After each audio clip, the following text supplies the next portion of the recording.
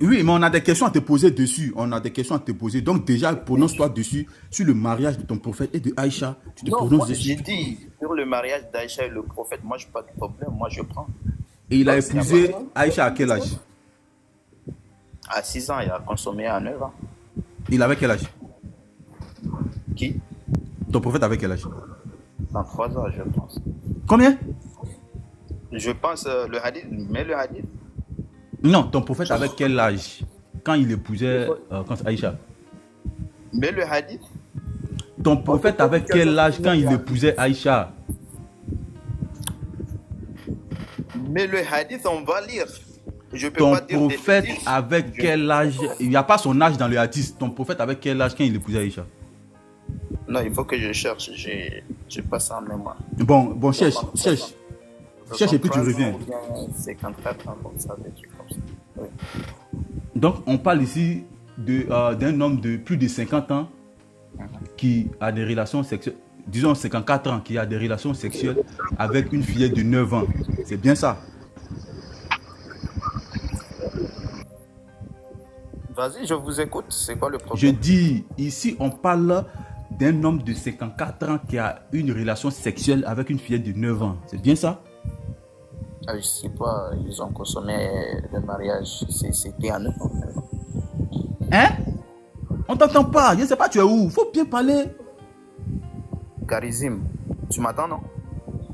Il y a du vent, mais quand tu dis, en fait, tu parles bien, mais il y a des thèmes, sur des thèmes, en fait, tu glisses dessus. On ne comprend pas. Il y a des thèmes sur lesquels tu glisses, en fait. Oui, il y a quoi? Je dis, on parle bien d'un homme de 54 ans qui a des relations sexuelles avec une fillette de 9 ans. Une fillette? Oui, elle avait 9 ans. Donc, c'est une fillette. C'est 9 ans. C'est une fillette. Donc quand on a 9 ans, on est quoi? Une vieille femme. Mais justement, 9 ans d'avant, c'est pas une 9 ans de maintenant.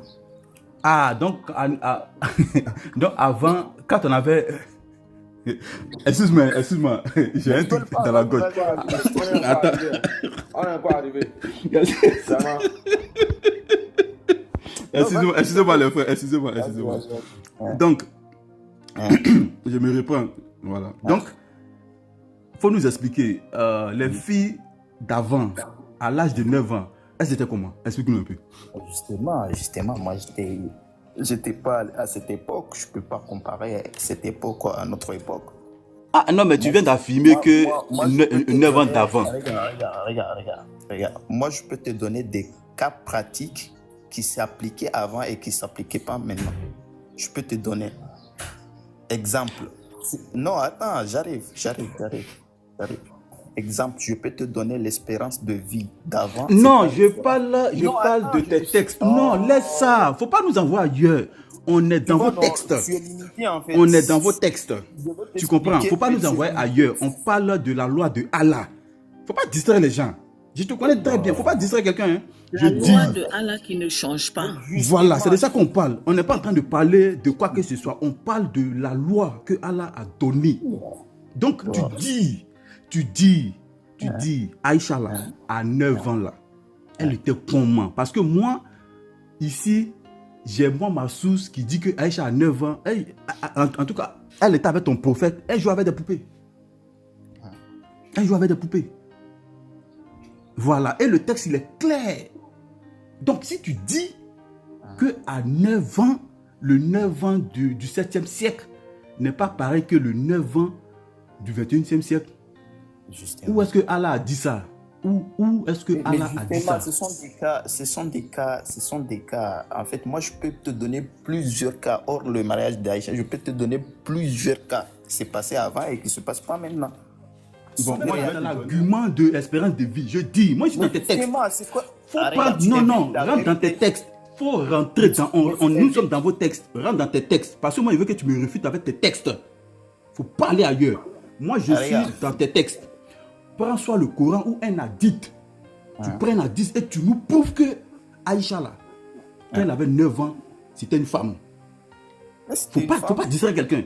Mais c'est pas une femme, les conditions en islam pour c'est écrit où? Oui, Non, c'est quoi, attends, dis-moi. Attends, je te donne les hadiths. Attends. Est-ce que tu connais les conditions pour consommer le mariage? On est là pour ça, il faut nous expliquer. On est là pour ça. Déjà, il doit être prêt physiquement et moralement. Est-ce que tu connais ça? On est là pour Donc, ça. Donne les sources, explique. Non, si le prophète a consommé le mariage, c'est que Aïcha, elle était prête physiquement et moralement. Mais Nous les sommes d'accord. sources qui montrent qu'elle était prête physiquement, Non, c'est ce qu'on veut. moi j'ai des sources. Voilà, Première condition, il y a le consentement mutuel. Karim, vidéo. Oh. C'est écrit où? Tu donnes les références et puis les sources. Ok, rapporté dans Bukhari, 5136. Ok. 5000. Attends, calme-toi. Voilà. Abu Huraira, le prophète, a dit, on ne donne pas en mariage une femme. On ne donne pas en mariage une femme sans l'avoir consultée. Et on ne donne pas en mariage une vierge sans sa permission. Les gens demandaient, oh messager d'Allah, comment pouvons-nous savoir si elle a donné son autorisation? Il dit son silence. Son silence.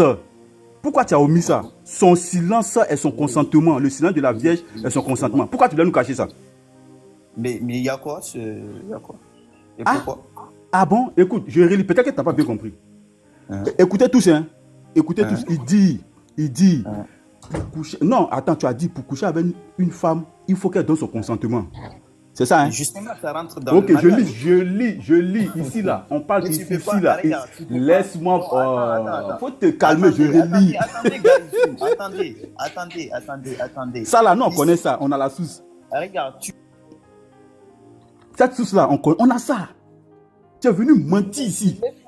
arrêtez de m'imiter, Mais laisse-moi lire. Ne change rien. Ne change rien. Non, faut te calmer. Calme-toi, ne change rien. Tu as dit qu'une femme, pour coucher avec elle, il faut son consentement. On va lire.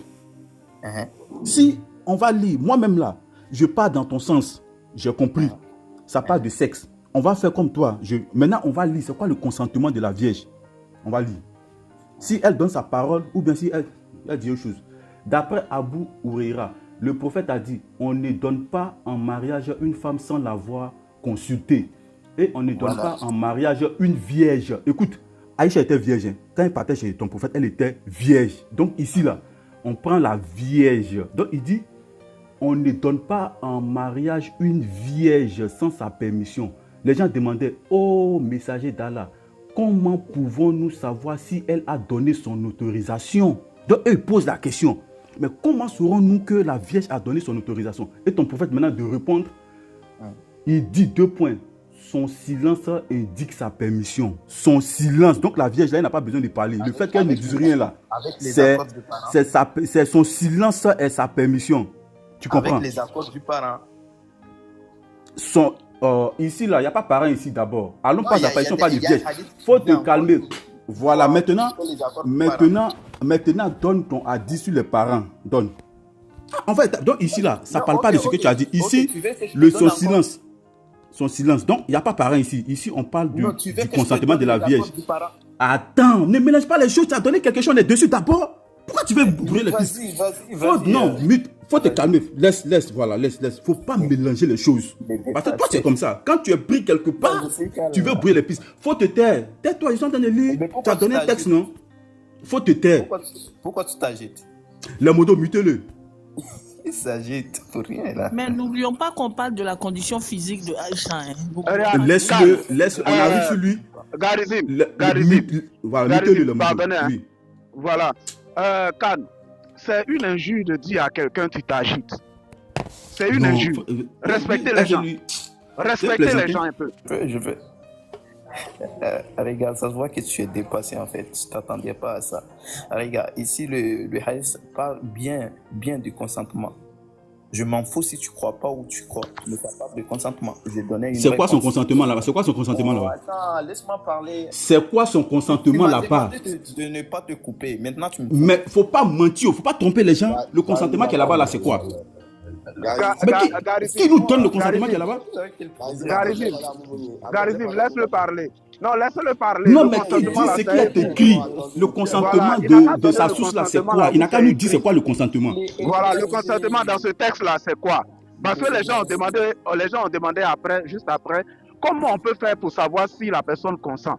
Donc, il va Voilà. nous expliquer le consentement là, c'est quoi? Il n'a qu'à nous expliquer. Non, on te dit, la femme vierge ne doit pas être donnée en mariage sans son consentement.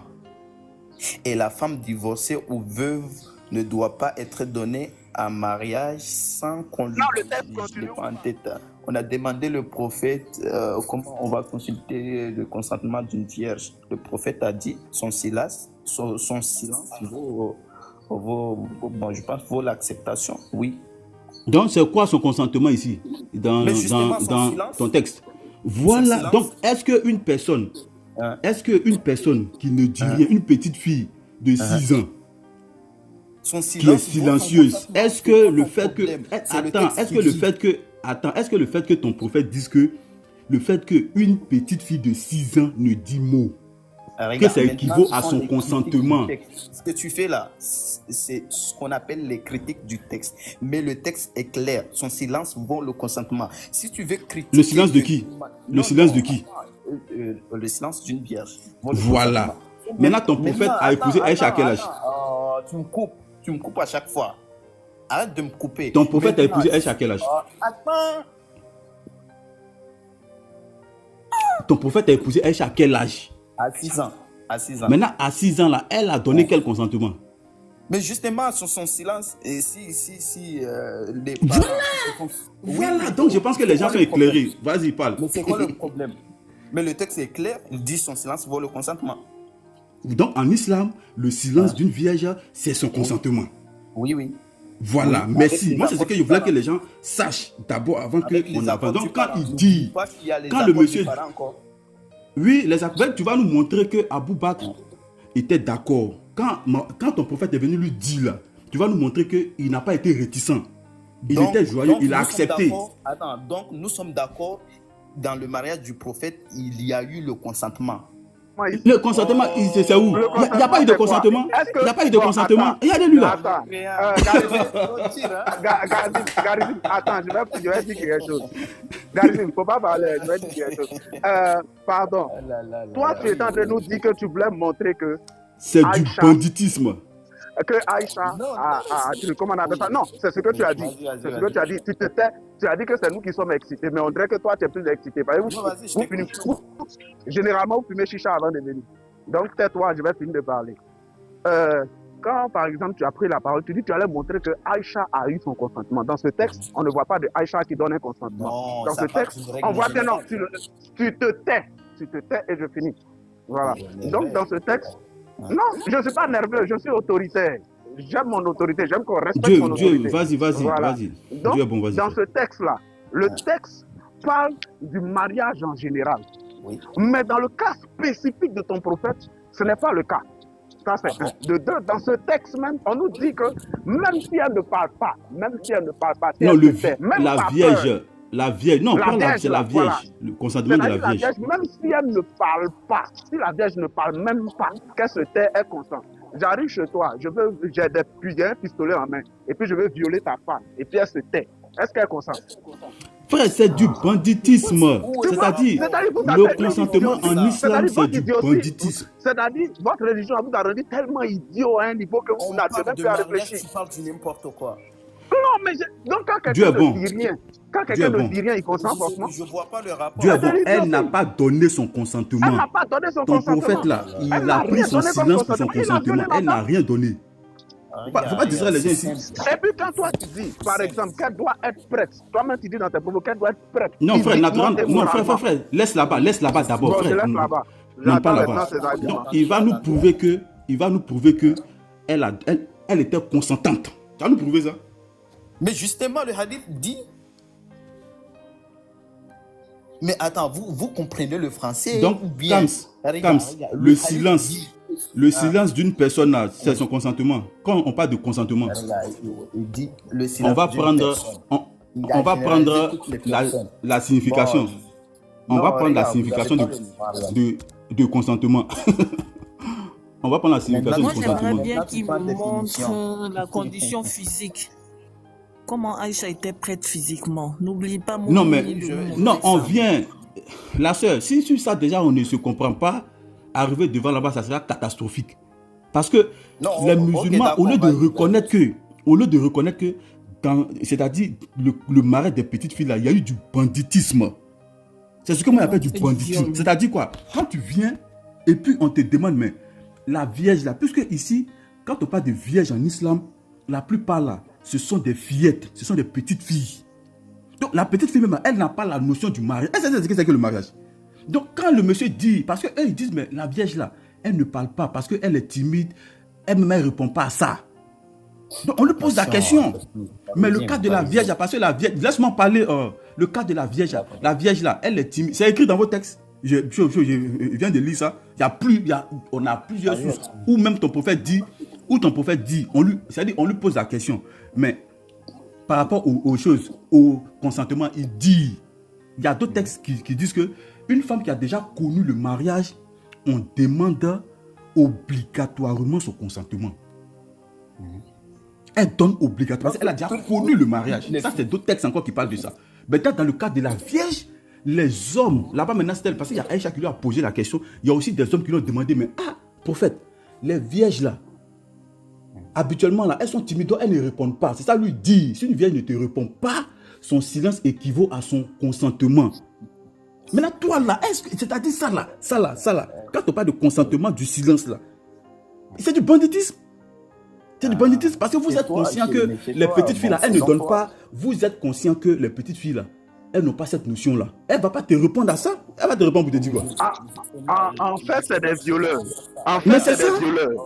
C'est des Ils violeurs. créent des Donc, quand textes ils pour viennent, abuser des ils enfants. créent des textes pour justifier leur viol. C'est du viol. Voilà. C'est Ils du créent des viol. textes Ce pour qu'il a dit abuser là, des c'est petites du filles. viol en fait. C'est pas autre chose, c'est du viol même. Et moi, quand il parle comme ça, excusez-moi si je suis un peu énervé, quand il parle comme ça me fait mal. Parce que moi, j'ai une fille. Quand on me dit qu'une petite fille de 6 ans qui ne dit rien, c'est qu'elle consent et qu'on peut coucher avec elle, c'est du banditisme. Ce gars-là, il mérite la prison. Non, c'est pas ça, c'est pas ça. Non, tu mérites la prison. Toi qui parles là, tu mérites la prison. Tu ne peux pas dire qu'une petite fille qui n'a rien dit, qui se tait et qu'on vient la prendre de force pour aller séparer, il faut partir. Et puis elle n'a rien dit, c'est un consentement. On appelle ça du viol. Oui, Et c'est du viol. C'est ça ce que je voulais leur dire. Non, il Parce est qu'ils sentent que c'est trop, parce qu'ils pensent que c'est trop normal. Mais il a raison d'être énervé. Il a raison d'être énervé. Je sais. Moi, je me mets encore.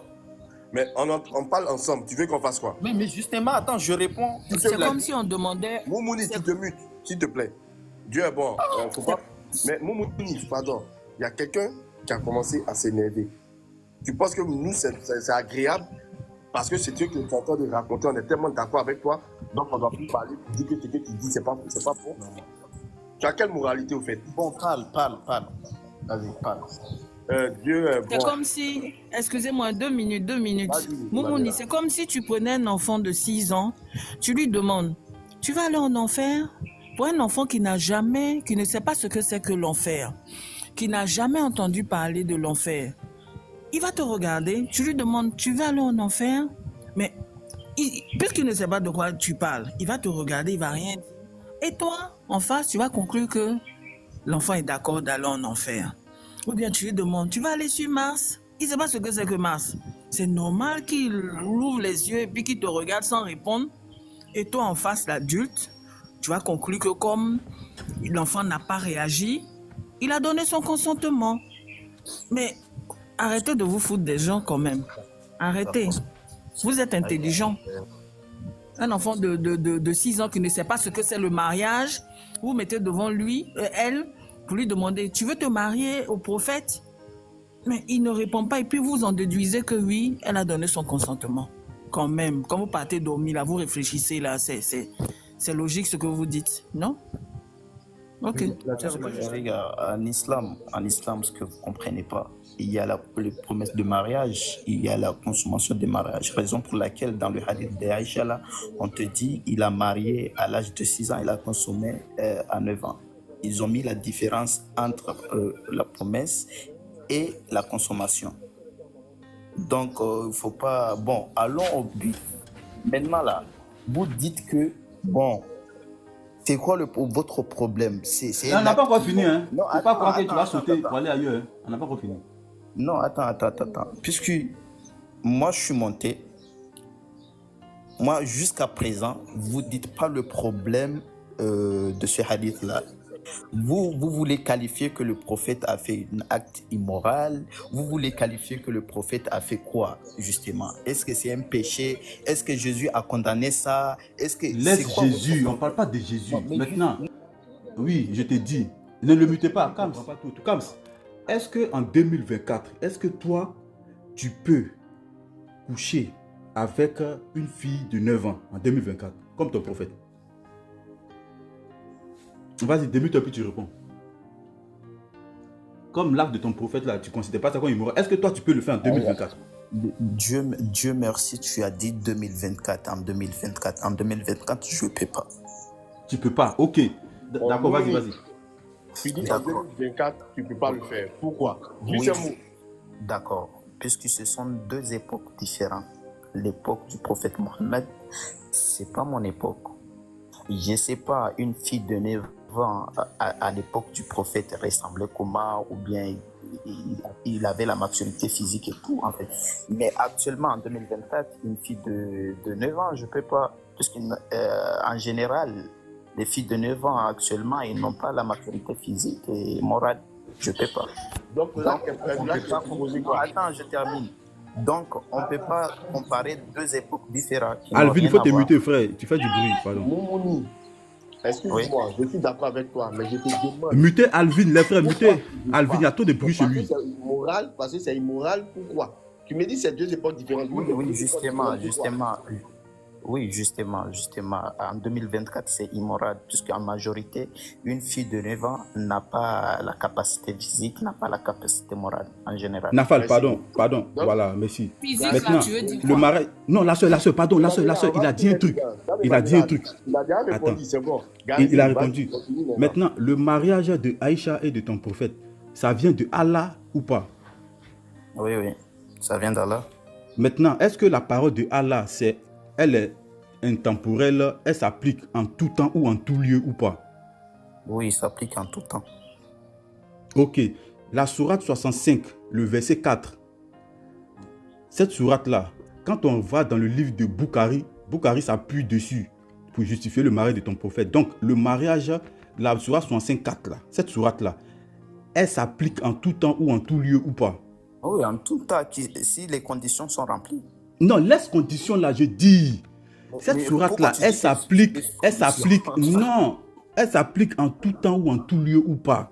Regarde. Tu veux parler de mariage de petite fille là.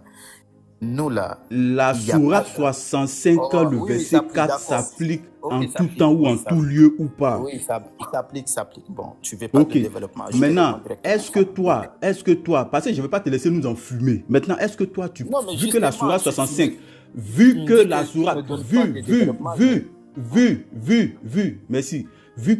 65, le verset 4 s'applique en tout temps et en tout lieu, est-ce que toi, tu peux épouser une petite fille de 9 ans, une petite fille de 6 ans et avoir des rapports sexuels avec elle à 9 ans?